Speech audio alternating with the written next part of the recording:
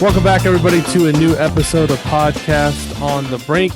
Dylan Burkhardt of UMHoops is here to help us make sense of the Big Ten next season, which I don't know that we're going to be able to make sense of it, because as I went earlier this week to put together some off-season power rankings, I came to the realization that every team has major question marks. Dylan, welcome back to Podcast on the Brink. How you doing?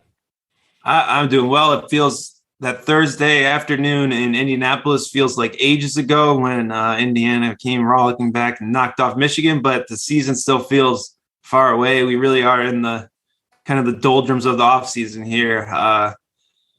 I'm doing well, though. I'm ready to talk some hoops. I'm looking at these Big Ten rosters, and I wouldn't be sleeping well at night if I was really any coach in the Big Ten, I would say. A lot of uncertainty. Yeah, I mean, I feel like I ask this every year. We talk about this every year, but usually we're talking about the Big Ten as maybe the nation's elite conference or first or second. Like, I feel like this year is going to be a significant step backward for the league in general. Do you agree with that? I mean, based on the talent that's been lost, and you look at the NBA drafts coming up next week, there's going to be several first-round picks, several lottery picks. It just feels like, to me, and I kind of gauge this by when I go through and start to think about our top 25 list that we do every fall. Usually I have a pretty good sense of like who the top 10 or 12 guys are. And I'm thinking about it now. I'm having a hard time coming up with guys beyond like a top 5 or 6. So what do you think just in general of the league at this point in time, knowing that we could still have maybe some roster additions based on the transfer portal? Yeah, it's an interesting question because it's hard to like fall off. What does that really mean? I feel like it's sort of one of these debates, like this conference is better than that conference, just goes around and around in circles. I would say the Big 12 has really been the cream of the crop of late. Also, I think it helps that they're a smaller league where they have some really good perennial powers. They don't have to have the same kind of depth. The Big Ten, you could say, fell off a little bit last year, right? They were at third in KenPom rank, which is a little lower than they've been. I think the last time they fell out of the top 3 was in the 2018 season. So it's been a while. It definitely, you look at these rosters, there's not many proven like first team all Big Ten guys. We're not bringing all Big Ten guys back to the league really, except for a select few. And basically no one in the backcourt on any roster has really proven that they're an all Big Ten player. And I would say like guard play wasn't even a strength of the league last year. So it's the guards are really missing in the league. But I do think there's also going to be a lot of opportunities for guys that we maybe haven't seen are going to become good players. I think we always tend to overestimate or underestimate, I guess, just how much better someone can look in a full-time role. So I wouldn't be surprised if some of these guys that we're going to be yelling about being unproven now end up really good players, right? There's still talent there. So hard to say. I don't think anyone would say, wow, Big Ten's going to have 5 top 10 teams. It's going to be the best league in basketball. But I feel like at the end of the day, it's going to be a competitive league. It's going to be a league that beats up on each other, and we'll see what happens at the end. In terms of the bottom of the league, are there any teams that you just kind of like take right now and just throw them like off the list in terms of, you know, maybe even having a chance to be finished somewhere in the top 8 or 9? Is there, you know, a team or two that you look at and say this team is completely devoid of any expectations and we should disregard them completely, or do you think there are some teams at the bottom that maybe, you know, that we're looking at, you know, Minnesota, Nebraska, Maryland, Penn State, any of those teams have a chance to maybe even finish in the top half of the league? I've said on previous podcasts in previous years that maybe Nebraska, this is the year that they're going to break through. I'm just not going to say that. And if it happens, it happens, right? It's kind of like picking Wisconsin not to finish in the top half of the league. I'm not going to make that prediction. I'm just going to say Nebraska will be at the bottom until Nebraska isn't at the bottom. I want to start believing in some of their new pieces. I like the ideas behind some, but it's always new faces. It's always just kind of the same mess every year. I don't know. I'm not getting there with Nebraska. I'm not buying any of that hype in the offseason. Other than that, it's easy to say Northwestern. They've really been struggling. Lose Pete Nance, lose Ryan Young to Duke in the portal. But at the same time, Boo Buie is one of the better guards in the league. I mean, could they be decent in the top? I'm not going to say no. He's one of the more proven point guards in the league. So I think it's tough. Minnesota, Dawson Garcia and Jamison Battle is about as good as it gets for kind of a 3-4 combination. So like there's stuff like I just don't see a lot of delineation between where the league kind of falls apart there. Nebraska, I'll give you that. But other than that, I don't think so. Do you see teams that you think are obviously bottom of the barrel? I mean, Northwestern to me is like I picked them, I think, I want to say 12th or 13th, maybe 13th. To me, it's like, all right, they made the tournament. It seems like, 5 years ago now? 2017, maybe? Yeah, 2017. So the first time they ever make the tournament in program history, and I thought like Chris Collins, all right, you can turn this into something to where maybe, every 2 or 3 years you're making the tournament. He hasn't made it since. You mentioned Pete Nance being gone. I like their front court to me is just very ho-hum. Obviously they're losing Nance and Ryan Young, which Ryan Young wasn't that good to begin with, and Nance was kind of, an honorable mention, all Big Ten type of guy. Their guard play is okay, but not efficient. I just don't. I don't know. It seems like they're kind of what they are at this point, which is going to be a bottom half of the Big Ten type of team. But I think that's probably fair. It wouldn't shock me if they're maybe a little bit better than I expected. The teams like I can't really figure out. Maryland, I just don't know enough about the guys that they brought in. Obviously, I like Scott and Hakeem Hart as decent producers, and Julian Reese I think has some upside. But they're bringing in a new coach. Obviously, I think Kevin Willard in time will get that program headed in the right direction. But first year coaches in the Big Ten, it's a tough adjustment, particularly when you don't have top tier talent. So I don't know what to make of Maryland and Penn State. Like Penn State last season, they played like as hard as anybody. If you watch their games closely, they just don't have the talent. And I think that's still the case this coming season. They're relying on some guys that are transferred up. Losing John Harrar is not going to be easy for them because he wasn't a flashy player by any means, but he produced, and he was a guy that you could count on night in and night out to show up and at least be an adult on the court. I think you're talking about the UMHoops Inside the Hall top 25 Big Ten player, John Harrar, so you should call him by his full title there. Exactly. But yeah, I mean, those are the teams I kind of look at: Northwestern, Penn State, Maryland, Minnesota, Nebraska, that kind of feel like the bottom five. But, I don't know necessarily that I would say for sure that Maryland and Penn State will be down there. I feel more confident with obviously Nebraska. It just Nebraska.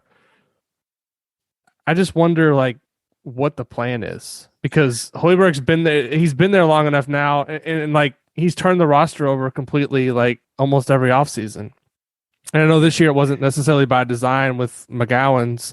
I don't know that they necessarily thought he was going to be a one and done, but it feels like they have no direction. And I think they gave him like another contract extension this offseason, because I think it was last offseason, and they didn't announce it.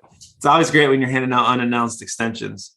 Yeah, so I don't know. That one, Nebraska and Northwestern just kind of feel like they're going nowhere, whereas Maryland, Minnesota, and Penn State at least have newer coaches and a bit of a direction. Yeah, that's what I was going to say. I was like, Nebraska feels like you just throw all the Legos on the table when you start and you have a mess. And instead of building anything, they just put them back in the box and then throw them out on the table the next season and see what happens. Right. And maybe you get a couple put together, but then you just start over. I do think there's a big difference between Northwestern, which is a program that has kind of missed that upslope, and a team like Penn State that I think is hungry for more. They're like starting to build something. And I don't know that that always matters in the end, but I do think it's a notable difference, because I don't know where this Chris Collins thing is really going at this point. It's been a long time. There have been some long losing streaks in there, and I just don't see any forward momentum, but I also don't know what else you're going to do if you're Northwestern basketball. It just kind of is what it is. Maryland, exactly. I thought is an interesting one, because if you look, like they're old, they have a pretty good starting five.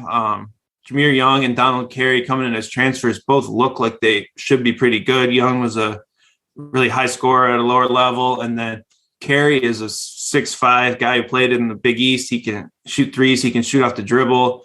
But it's hard with someone like that where, the numbers look pretty good, but he played on a team that didn't win, right? Like they were one of the worst high major teams in the country.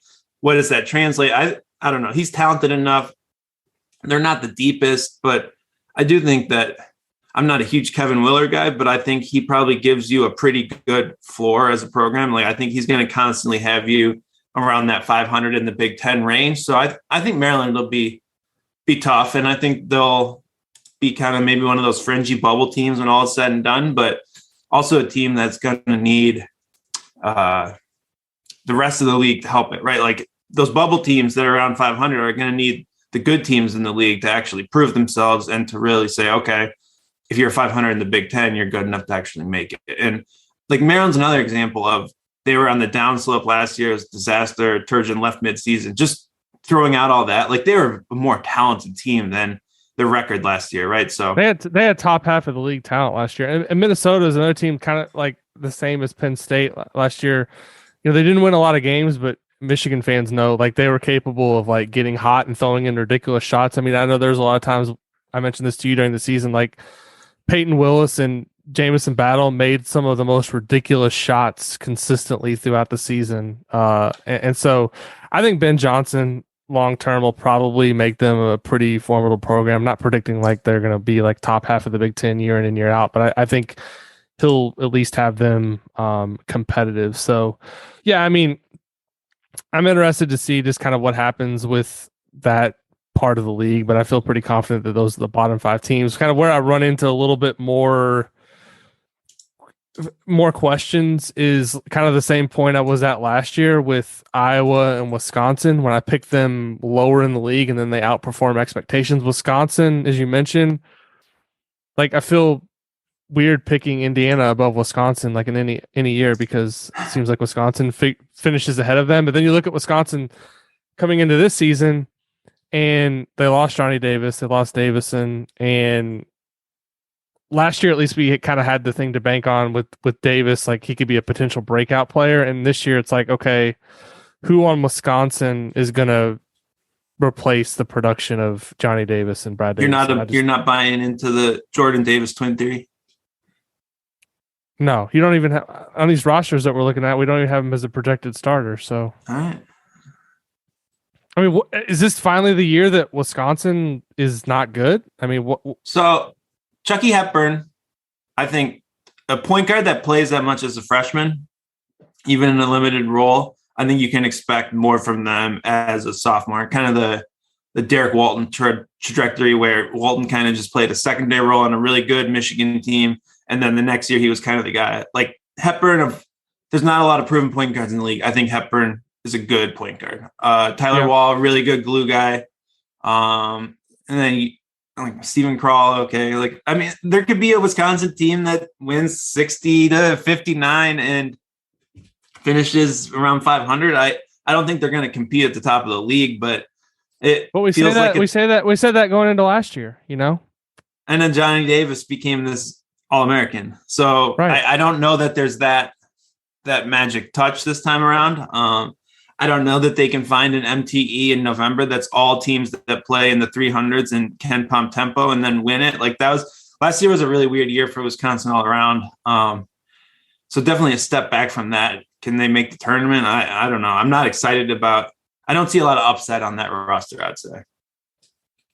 Iowa feels a little bit more high upside than Wisconsin just because of Chris Murray. I think going into the season, he's probably an all Big Ten first team type of player. I mean, I was talking to Jeremy Wu a couple of weeks ago or a month ago now on the podcast, and he had him like 37th on his big board, and he didn't even like go to the combine or test the process. And I think at least with Murray, you can like see a potential star with the team. And Iowa, it seems like whatever the personnel is, they're going to have a good offense on their team. Defense, they were a little bit better last season. But Iowa, to me, feels like a better prediction to outperform their expectations than Wisconsin going into this year. I would agree with that. Can you explain to me why Chris Murray didn't play more last year? This is like the thing I can't figure out. When Indiana played him in Iowa City, Keegan Murray I think got in like foul trouble, and Chris Murray came in and scored like 29. I'm like, why is this guy not playing like major minutes alongside Keegan? Because they're not the same player. They're different in terms of how they score, and I felt like they could have played together. I didn't understand that either. Maybe Fran wanted to make sure he was sticking back for this next season. Yeah, needed to get Patrick some minutes, needed to keep Chris around for the next year. It's just he was clearly, like, statistically, all his numbers are really good. And honestly, you could say the year before, Keegan didn't play enough. So it's this kind of slow progression. And for their program that plays so many guys, I don't know. It's just that might be part of it where he did play. They just they only play their one guy, the actual 30, 32 minutes a game. But I think Chris Murray is a pretty obvious breakout guy. And we know that Iowa will design a system around just getting one guy 25 shots a game and build a great offense around that. I think that's a pretty easy fit. I even like Tony Perkins a little bit, maybe as a breakout guy, as far as just guards who haven't really played a ton, but might have some potential. He had some good moments, I feel like, in the Big Ten tournament. Sophomore. I like Patrick McCaffrey too as he's a great role player. Exactly. So like there's some pieces there, I think. I don't know. There's not really a ton of shooting. I don't know if they have brought in many shooters or anything like that in the portal, but either way, it's Iowa. They're going to score points. I think you could do worse as far as building blocks for a program right now. I think it is Iowa, right? They're not going to play defense. They're going to run up and down. Sometimes they're going to look incredible. Chris Murray will be on all the watch list in December because they'll be beating SWAC teams by about 125 points. And that's that. Chris Murray, a top 5 Big Ten player for you going into next season, like as of right now? As of right now, like I would project him as a top 5 Big Ten player. I don't know that he hasn't produced as much as the top 5 players, right? But it feels like he probably would be in that conversation based on what we know about how Iowa plays. And I mean, the only guys that you look at, the only guys that you look at right now on paper and say they're going to be like probably on the All Big Ten team preseason for sure are Hunter Dickinson, Zack Edey, and Trace Jackson Davis. Right after that, it's kind of open. It's definitely open after that. It's going to be there's going to be some weird name at Big Ten Media Day when they put out that 10-man All Big Ten preseason team. It's going to be like, wait, who? It's interesting year. So what do you think of Rutgers going into next season? Because it feels like they've kind of established a floor of at least what they're going to be now under Steve Peichel. He's at least got a culture in there of we're going to play hard, we're going to defend. It's not going to be pretty when you play against us. We're going to kind of make you grind it out if you want to beat us. And you know, they feel like, to me, at least with Amori and Mulcahy and Caleb McConnell, a team that's going to be tough night in and night out. I just wonder how they're going to score. You know, Ron Harper Jr. and Geo Baker were obviously their 2 best creators and guys that could go get a bucket when you needed them to. But I feel like that's, at least in terms of bringing back a solid nucleus, every Big Ten team lost significant pieces. So, I feel like Rutgers at least has a kind of a floor of at least, a top 8 or 9 finish in the Big Ten. Yeah, Caleb McConnell, probably one of the best defensive players in the Big Ten. If they can convince him that every game is against Notre Dame and Dayton, then maybe he'll be an all Big Ten player. I mean, he is incredible in that play-in game. He's also never really done much of anything offensively. Shot 44% on 2s and 27% on 3s.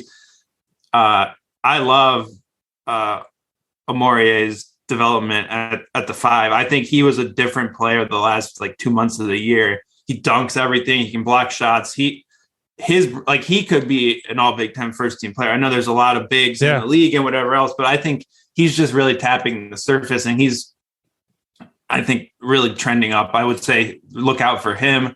It's just going to be, can they get the guard play around him to be decent offensively? Either way, are you a Paul Mulcahy guy or not a Paul Mulcahy guy? No, I mean, he's fine. He's fine. He's not I don't know. I mean, I think he does a lot of little things that contribute to winning, but I don't necessarily think he's if he's your second or third best player, I don't know how good of a team you're going to be. I have some. That's really the only. I mean, I like McConnell and Cliff. I just kind of wonder beyond that. I mean, and Mulcahy's like the guy that has obviously played the most minutes, but yeah, I mean, he had some moments there at like late in the year. He had some big playmaking moments. He had some really good assist games. He kind of found himself a bit there. And I if you buy into that, that would be a way to really buy into what Rutgers has to work with. I do think they need any shooter, and they don't really have it. And that's going to probably hold this team back. But if any team is ready to win games without making any shots, I think it's probably Rutgers. Right. So Ohio State is the next team I wanted to talk about, and looking at their projected starting five, four of those guys, well, three are newcomers. One didn't play at all last year, and the other one's Zed Key, and they've got a ton of freshmen too. Chris Holtmann is, I guess, a little bit under fire from Ohio State fans because of his, I guess, lackluster NCAA tournament performance. But at least like every year, I think about one, they've been in the top half of the league in the standings. I feel like they're year in and year out a team that, they're going to win 11, 12 Big Ten games as a floor. Is this kind of the year that you see them falling off, or do you see them as a team that with the young pieces that they have? I also think, Zed Key's not great, but he's at least a solid contributor. Suing, I'm maybe a little bit higher on than you are, but he obviously missed all of last season. Eugene Brown is another guy that kind of did some good things last season. But Ohio State, to me, feels like they have a ton of question marks. I just don't know a lot about the newcomer. They brought in a guy, from Oklahoma State, and another guy from West Virginia, I think Sean McNeil, who I think visited Indiana at one point. I don't know if Michigan was involved there, but I don't know. Ohio State losing to first round NBA draft picks. It feels like they're at least due for some. Yeah, they're due for some type of drop off. So it's an interesting roster because the first thing that stands out is it's old, right? Suing's going to be a fifth-year guy. Like Healy, who's the Oklahoma State transfer, he's really like a non-offensive, great defender, kind of pseudo point guard. He's a fifth-year guy. Holden coming in from Wright State is a senior. Zed Key's a junior. McNeil from West Virginia is a fifth-year guy. So they really got older in a hurry bringing in all these guys, and they have one of the better recruiting classes coming in with a lot of freshmen that I think are highly regarded. Personally, I think there's enough there to be a pretty decent team. I don't see a huge fall off. Obviously, they're not going to have EJ Liddell, but it kind of just seems like there's enough there for this team to compete in the league. To me, I'm not really crazy about any of their pieces, but there's a lot of teams that people really like that mostly just brought in good players from other teams that fit roles, and then they're going to see what happens, right? So I don't know who the all Big Ten guy is on this Ohio State team, but I think they should be kind of a solid Chris Holtmann team. McNeil's really kind of a designated shooter. I think Suing's the big question. Is he healthy? Is he actually like a all Big Ten type player? I feel like there were signs of that, and there are kind of some signs that maybe he's not really that guy. And then the health issues, it's hard to buy completely into that. But I think there's enough here to be a decent team. They have some shooting. Like, there's pieces there. Yeah, I mean, I'm looking at Bart's preseason numbers. He's got him 61st in the country. And it's like, all right, if I could lock in a bet, right? If I could lock in a bet right now that they're going to be better than 61st in the country, like, I'm pretty certain that they're going to be better than that, just based on the players that they have on the team. I think with the talent that they brought in, it's not just that they brought in like one player. They brought in a pretty good nucleus in terms of recruiting.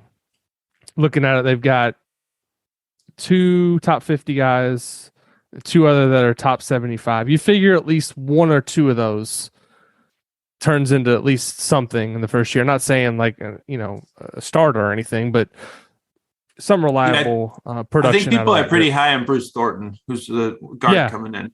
Yeah, point guard. Yeah, he Indiana fans are familiar with him.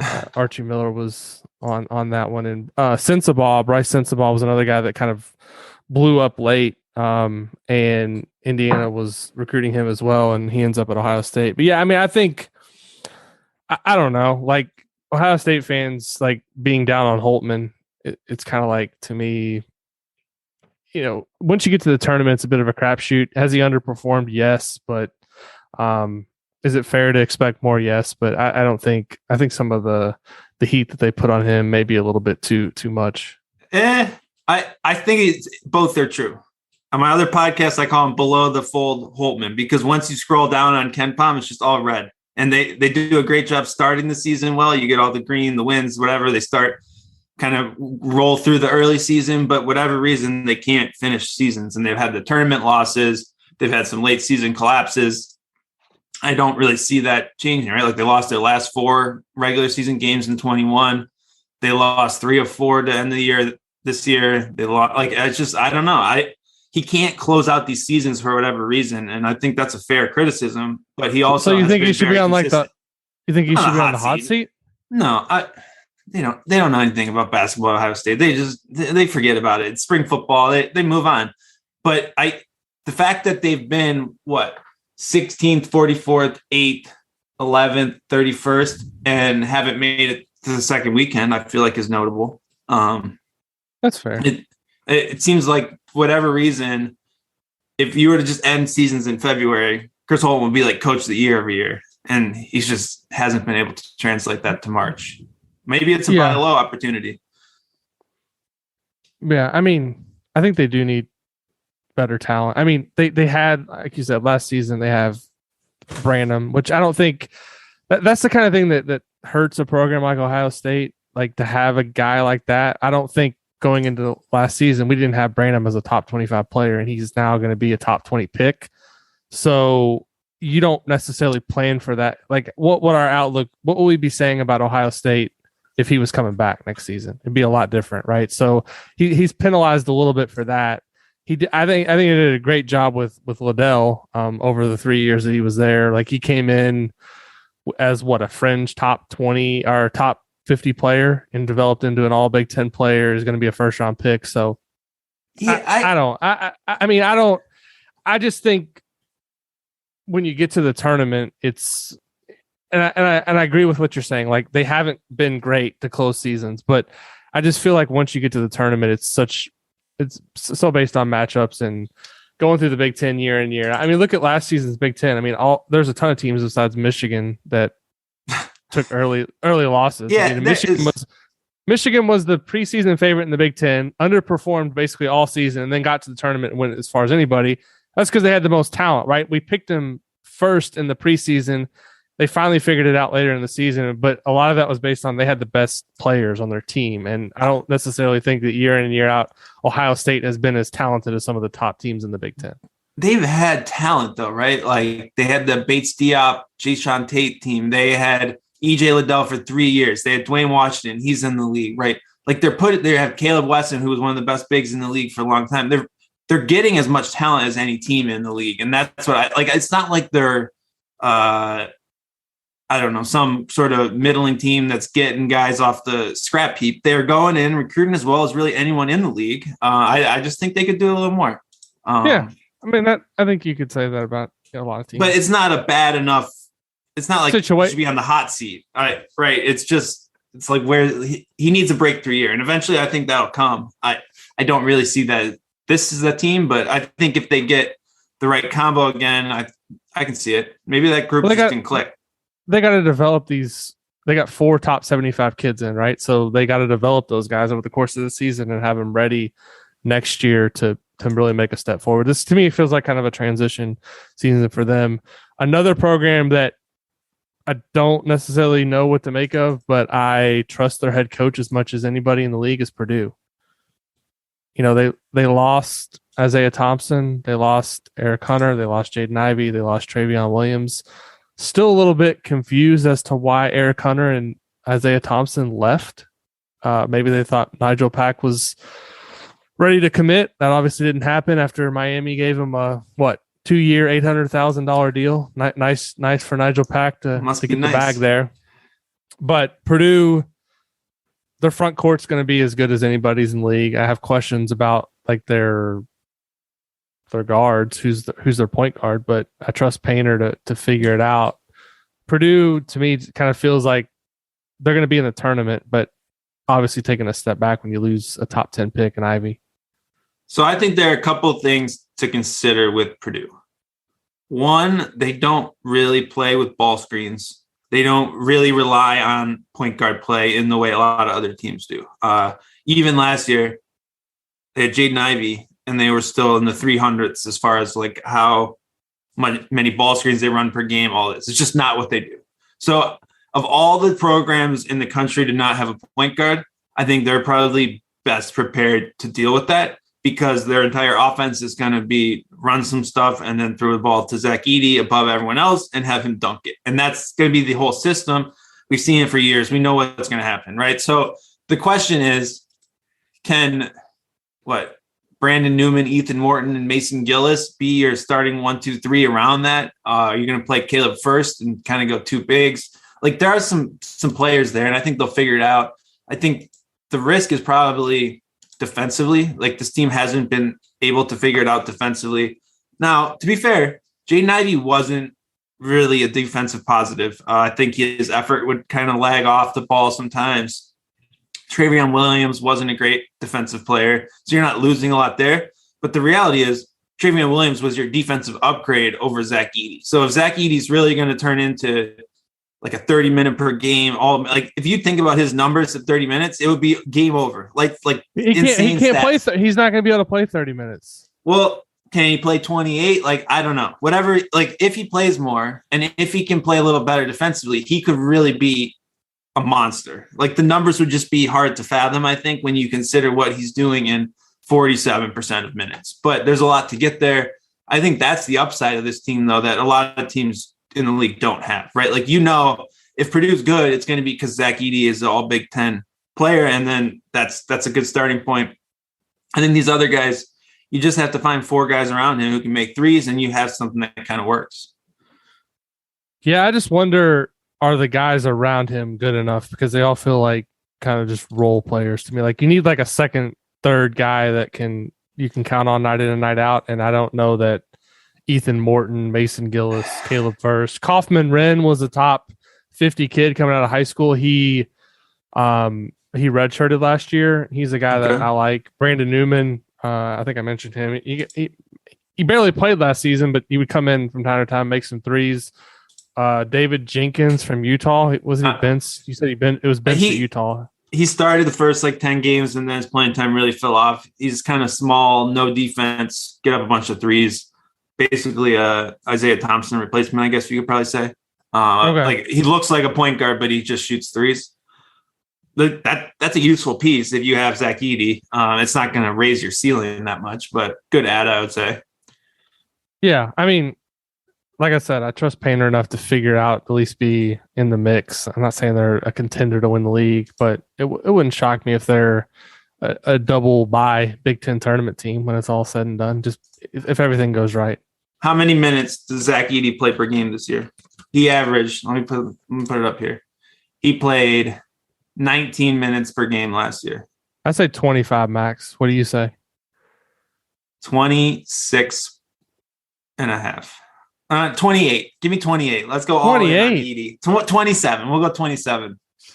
And that averaged. I don't see 28. 14 and 8 in 19 minutes a game last year. I mean, you're right. Every time down the court, they're going to throw the ball in there, and you better have a way to stop it, or he's just going to turn around and lay the ball in or dunk on your head. So, not a bad plan to have, but it infuriated me sometimes to watch this past season when you have Jaden Ivey on your team, and every possession you're coming down and throwing the ball into the let the guy. He was devastating in transition, but it felt like when they got in the half court, later in the season, it felt like they let him have a little bit more freedom, but it was tough to watch sometimes. I wanted him to just do whatever he wanted every time down, and that is not what happened. It was a bad fit, I would say. I think Jaden Ivey was incredible. Obviously, helped Purdue. I don't think it was really best for Jaden Ivey or for Purdue, and they're just trying to make it work all the time. Like everything that Jaden Ivey projects to be great at, playing in transition and playing out of ball screens, it's just not in the core philosophy of how Purdue plays basketball, which makes it hard. And I think that makes it hard to gauge maybe what Jaden Ivey becomes or how he's developed. But I think this team won't have to deal with that, right? Like everything about last year's team had to figure out how to make things work. How do we play both of these bigs? How do we get Jaden Ivey touches? There was a lot to juggle, whereas now it's going to be pretty obvious. Throw it to Edey and then run back on defense and see what we can do. Isaac Haas topped out at 55% of minutes. So that's like low 20s. So not even quite up to what we're talking about for Edey. So I guess we'll have to see on that. But I think this team could surprise just because I think Edey could be really good. Yeah, we won't have to have another preseason of talking about how they're going to play Travion Williams and Zack Edey together, because we all knew that was never going to happen. But instead, we went through the summer and we went to Big Ten Media Day and we heard about how they were going to play together. And then, lo and behold, Travion Williams was coming off the bench. So I'm sure we can find something else stupid to talk about, though. So what? Oh, all right, that leaves 4 teams: Indiana, Michigan, Michigan State, Illinois. Michigan, let's talk about. You're most familiar with them. I guess they redeemed themselves with their tournament run after I picked them to win the league last year. They underperformed most of the season. They basically, had they not collapsed in Indianapolis in the Big Ten tournament, we're not even, I don't think, having any of these same conversations about Indiana entering the season. So shout out to the Wolverines for all of the preseason hype for the Hoosiers. But nice Michigan 28-4 run. Yeah, I mean, Michigan, Hunter Dickinson, you know what you're getting. They've got some other pieces, I think, around him that have been solid role guys, Terence Williams. But they're losing Diabate. They lost Caleb Houston. Devontae Jones is gone.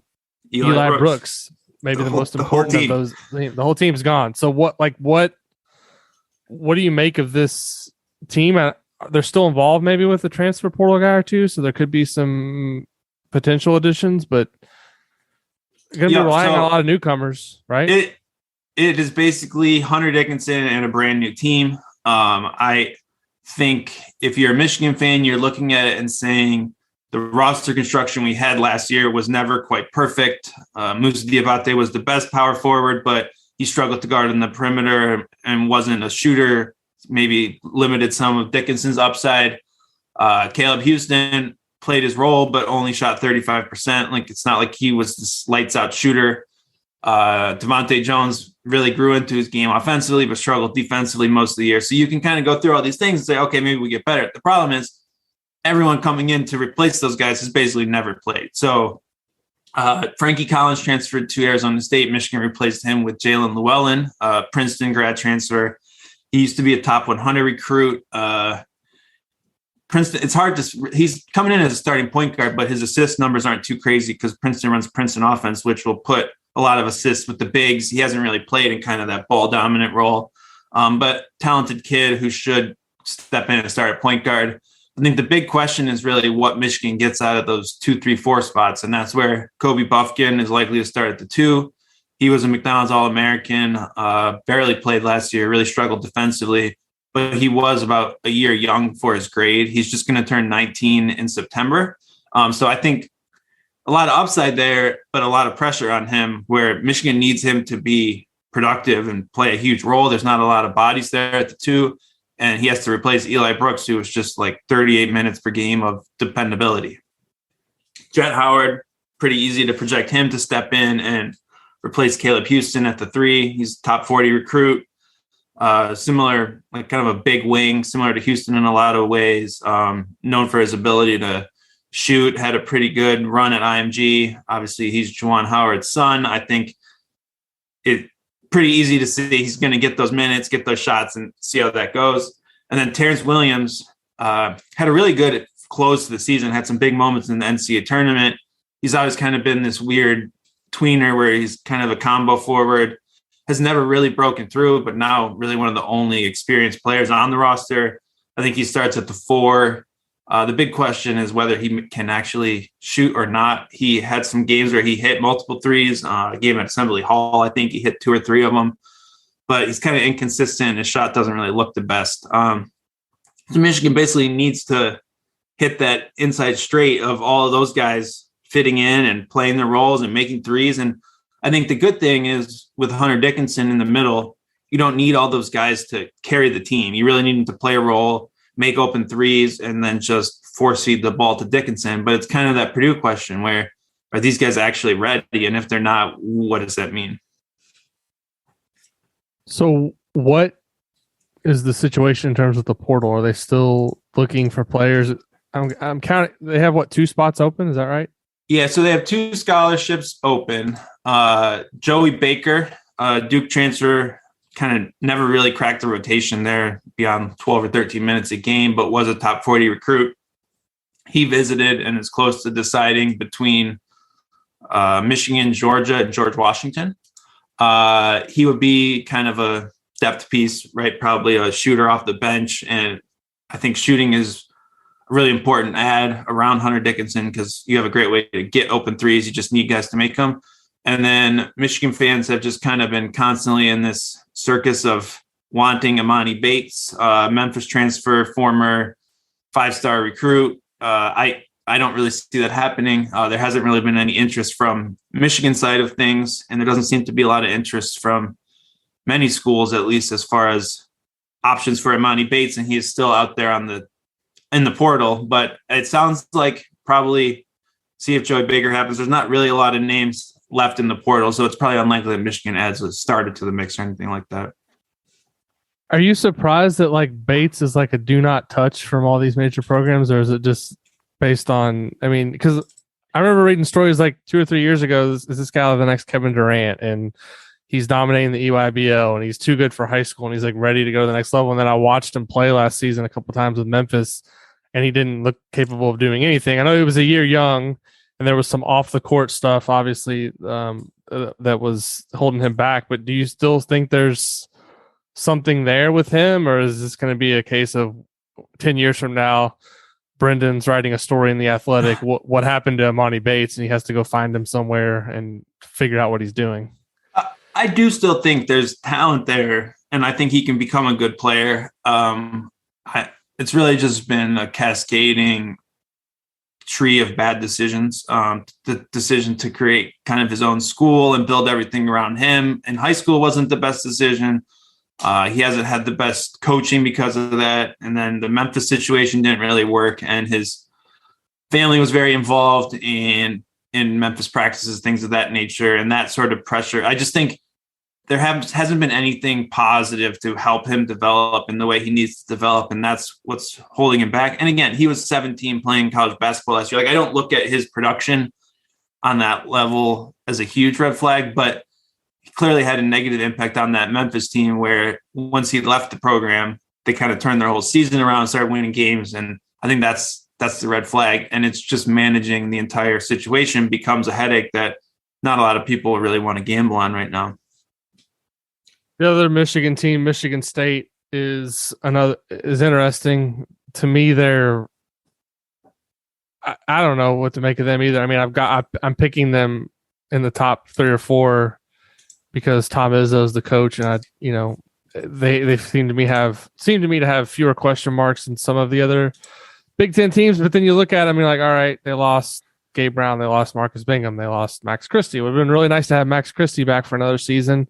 But so now their backcourt, I think, is as good as any backcourt in the Big Ten with Walker and Hogard. Malik Hall, you trust to do some things. He's a proven player. Joey Hauser. What do we make of him going into another season? I don't know about Michigan State. They to me have, like I said, one of the better backcourts in the Big Ten, but I just wonder if they're kind of a team with maybe less of a ceiling than an Illinois or an Indiana. So I love the guards, right? Like you say, they have 2 point guards. I kind of just wish they had 1 point guard. I feel like the zig and zag between the two hasn't let the team grow into AJ Hogard's team or Tyson Walker's team. And now maybe the answer is they just play together and you make that work. I'm not as crazy about that, but I do think you look at this, like I love Jaden Akins. I think he's a pretty obvious breakout sophomore. But all three of those guys are basically point guard size. So are you just going to play a 3-point guard lineup, or are you going to probably play Malik Hall at 3, Joey Hauser at the 4, and Jackson Kohler or Matty Sissoko at the 5? Like the front court's a big concern here. Yeah. We are long removed from Michigan State having kind of a shit-kicking big man who's going to defend and rebound and just be that toughness. I mean, they haven't had the answers for that in a league that has been more and more post-dominant. And like I know a lot of people are high on Jackson Kohler. He's like the top 50 recruiter or whatnot, but I don't know if he's the answer as a freshman to just control the paint in the Big Ten in the way Izzo wants. So do you just go all in on Joey Hauser, small ball 5? I don't know. I don't think Joey Hauser really does enough to make you want to do that either. And that's where how's that going to work against Purdue, Indiana, and Michigan? Yeah, well, whatever. Like that's the issue, right? They don't have that, and that's the concern. And maybe the guards are just awesome and they carry that team. I do like the guards. I like Malik Hall. He kind of fell off late last year, but I still think he can be a really good player. Unless I'm counting their numbers wrong too, they have only 10 scholarship players. So yeah, 10, yeah, 9 or 10, yeah. That's a little low on. I mean, you get an injury or two in the front court, and all of a sudden you're in some pretty big trouble. I think they would be well served to try to at least get another player or two out of the portal and try to at least. And they haven't been active in the portal, and Izzo basically came out and said they're not bringing anyone else. He likes his rosters. So I don't know what that's a whole nother piece of this pie that I don't quite understand. Yeah. 10 guys is not enough to me going into the season to have on roster. Because like I said, you all of a sudden 2 guys get hurt and then you're like maybe dipping into walk-ons and stuff, which I don't know. Izzo's going to do what Izzo does, so maybe he'll be proven right. But like you said, he doesn't seem too concerned. He's been I saw him on TV last night at the finals, so he's definitely not sitting back in East Lansing refreshing the portal to see who he needs to contact next. So maybe they'll roll with that. Maybe it'll work out, but we'll see. Illinois. I don't know what to say about Illinois. What do we make of Illinois? I'm really curious for your opinion here. I'm flipping it on you here. All new pieces, a lot of talent. I like Terrence Shannon Jr. I know Michigan liked him a lot. They wanted him, and he didn't end up going there for reasons out of his control. Matthew Mayer's a guy who's won at the highest level. I think he's going to be able to come in and do some things that, obviously Kofi being gone, that leaves a huge void at the center position. And it looks like they've got a guy that barely played at Baylor that sat out most of last season. He's huge though, right? I think he's also massive. I don't know how to say his name, so I'm not even going to attempt to do it. Him or Coleman Hawkins probably starts at the 5. Sky Clark, the former Kentucky recruit, the point guard. Coming off an ACL. Yeah, I mean, they got talent. I think there's some people that are high on RJ Melendez too, which he didn't play that much last year, right? So, yeah, I mean, I don't know. I mean, I don't necessarily see Curbelo as that big of a loss after what he did last season. Obviously, to me, the Trent Frazier was as valuable as any guard in the Big Ten to his team last year. He was one of the best defenders in the league, made timely shots. So he's a big loss. But, just based on talent alone, I mean, they brought in 2 of the better transfers in the league. They've got a really good recruiting class. I like their upside. I think it may take some time for things to develop and for them to come together as a team, but I like the pieces that they've put together, and I think they have a chance to be in the mix for the Big Ten title. And they also, I mentioned this to you the other day, I looked at their schedule in Big Ten play. They got like double plays with I think 4 or 5 of the bottom teams, so they're going to have an opportunity to really take advantage of that as well. So, I mean, I think in terms of the portal, they did as well as anybody. They brought in a good recruiting class. I trust them to at least be in the mix there near the top of the league. Yeah, it's such a weird situation because everything I liked about Illinois last year is gone. Kofi anchoring the paint and drop coverage, playing through Kofi in the post, Grandison shooting threes off of him, Trent Frazier shot creation, Alfonso Plummer's 3-point shooting. They lost everything that made last year's Illinois team Illinois. And I like all the pieces they brought in. They're all good additions. I think Meyer and Shannon are both for me, they're elite second, third type options, right? If you have a really good team and they're your second or third best player, you're awesome, right? You are a contender. I don't know if neither player has been that number one option on a good team. And that's not to say they can't be, but it's a jump, right? So I think that's the question there. And then I just don't know how this team plays, right? Are they going to go to a ball screen heavy thing like they did over the last few years? Are they going to play through the post? Or I don't really like how Coleman Hawkins plays. He statistically, he kind of was one of the more negative influences. Do they go back to Underwood spread offense? There's just so many questions about what this team actually looks like. Is Sky Clark your primary creator, and is he ready for that? It's hard to say. They're talented. I like the pieces they brought in. It's just a lot to figure out how it all fits together. And to be fair to Underwood, he's not afraid to change things completely and do something completely different. So I think he won't be afraid to say, okay, well, we played like this last year, we're going to play like this. Some coaches play the way they play, and that's that. I don't think he's in that category. So just be really fascinating to see how it all comes together, because there's definitely upside. There's just also, I think it's it's great when you get the best players in the portal, but it's nice if they fit around what you have. Illinois is building around their portal additions, and that's the big difference. Yeah, I mean, every team has question marks, right, on paper. So I think they're as talented as any team in the league. It's just, like you said, how do those pieces fit together? And they're going to be relying on a lot of young players, but they do have guys that have played on the biggest stage, Terrence Shannon and Mayer. Those guys, I think, you can trust them to at least have a solid. I agree with you. I mean, if you're really good, if that's your second and third best player, then that's a pretty good way to start. But who is kind of their alpha on that team? To me, that's kind of an outstanding question. But like I said, every team in the Big Ten has question marks. So we'll see how that all fits together. Last team before we get out of here, Indiana. I reluctantly picked them number one in my Big Ten preseason power rankings after picking them consistently 7th, 8th, 9th the last couple of years, based on the fact that that's where they finish every season. And so I wasn't going to pick them any higher. But as I started to look through the rosters, yeah, I drinking the Kool-Aid. I told you this. I don't think they're actually going to win the Big Ten, but if I'm picking the league finish at this point, they have the least amount of questions for me. They've got obviously Trace Jackson Davis back, Race Thompson, who was a good player last season, steady level of production. I think it's a 6-year of college coming up. You can trust him to be an adult on the court.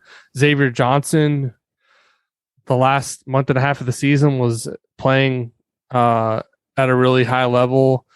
They've got some guys that are potential breakouts, and Jordan Geronimo, Tamar Bates. They're bringing in a 5-star recruit and Jalen Hood-Schifino, Malik Renew. I mean, they've got, I didn't even mention Miller Kopp, who I think Indiana fans are probably hoping is not going to start and play the minutes that he did last year on this year's team.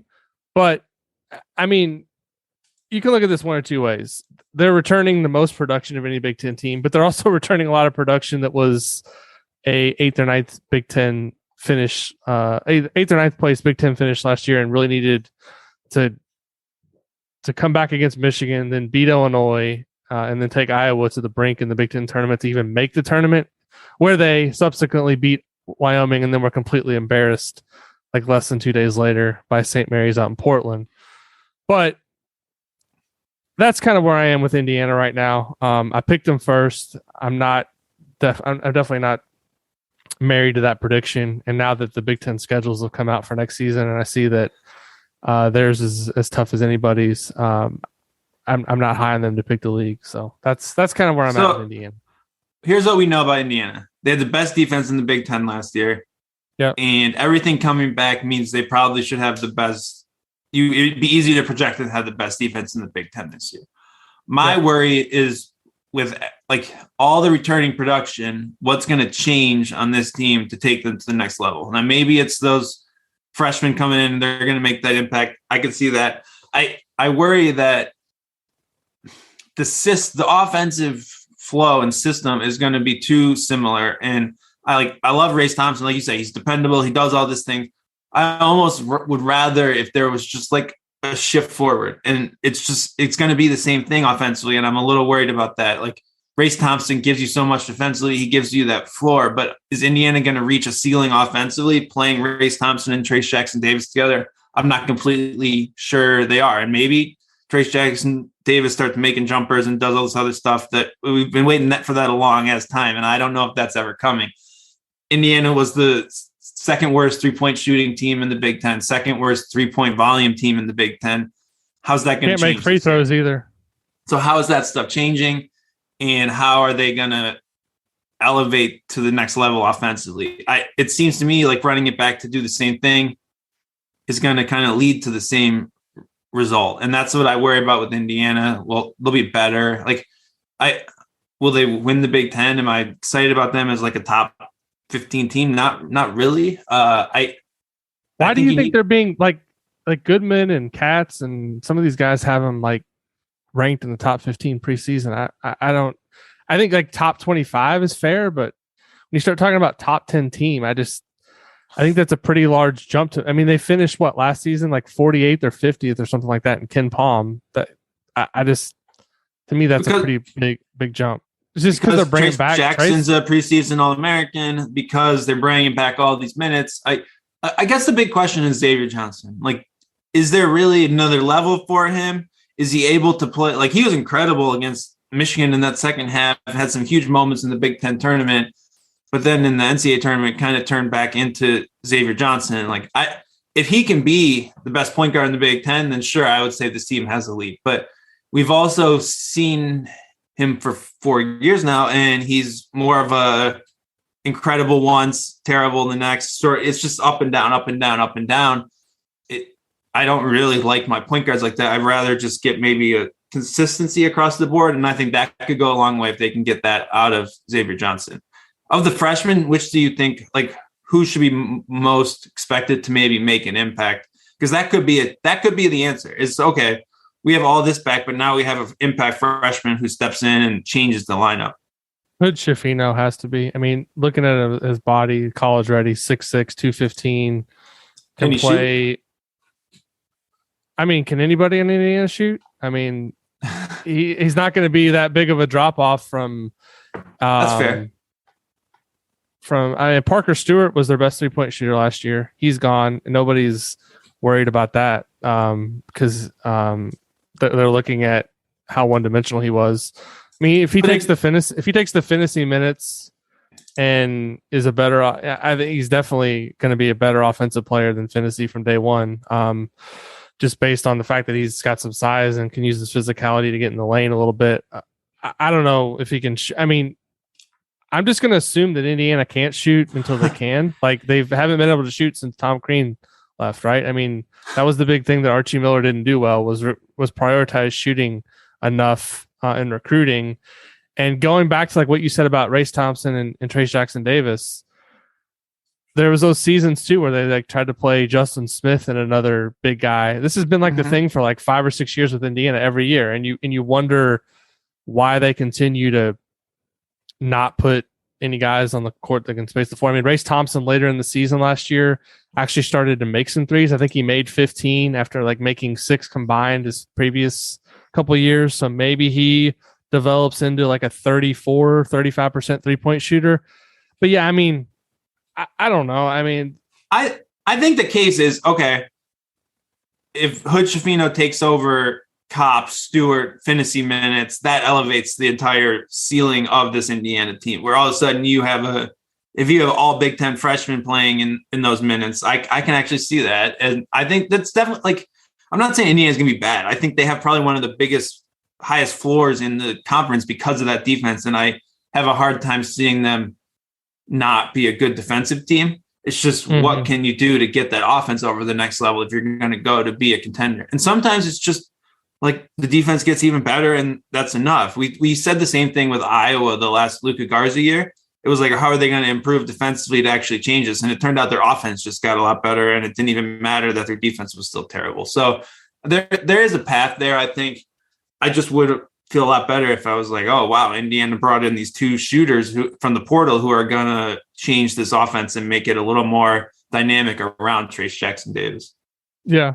So, like, if you were picking right now your top 3 or 4 teams that you had to, not in any order, but like if you had to say these are the teams that you feel are going to get double buys into the Big Ten tournament, who would the 4 be? I think Indiana and Illinois would be the first 2 off the board. I get real nervous to pick after that. I think the next group is probably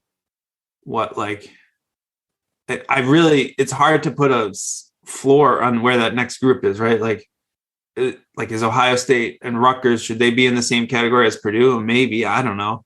I think it's like 9. I think there's a bottom 5, and then I think everyone else is in play. Yeah, I think that's probably right. I think if you look at Michigan and Purdue, you feel good about them because they have a proven way to play. They have a guy who has all Big Ten potential. Right. They also have a ton of question marks. I think Michigan State is the opposite, where they have a lot of proven players, but I don't know if they have a proven way to win big necessarily. Iowa is fascinating because I really do think Chris Murray could have a all Big Ten season, but again, it's not quite proven. So those are the teams I think in the mix up there. Rutgers and Ohio State, I think, are pretty safe top half picks just because of their track record. It's tough to sort out right now, and I don't really know that it's going to get easier toward the season. Yeah, we should probably get started on the top 25 list now because we're going to have a hard time filling it out after about 5 guys. So we're going to be this is probably going to be one of those years where we look back and say it's going to be like the Nick Stauskas year or the Kata Bates Diop year, where I don't think we maybe been put either guy on the list and they got Big Ten Player of the Year. I'm not saying that's going to happen, but I could see something like that. Some off the radar guy coming up and really having a good year. Dylan, what do you got going on at UMHoops this summer? We got all the normal Michigan coverage coming through here. Michigan is going to Europe. Hopefully have some footage from those games and coverage of those games as we can.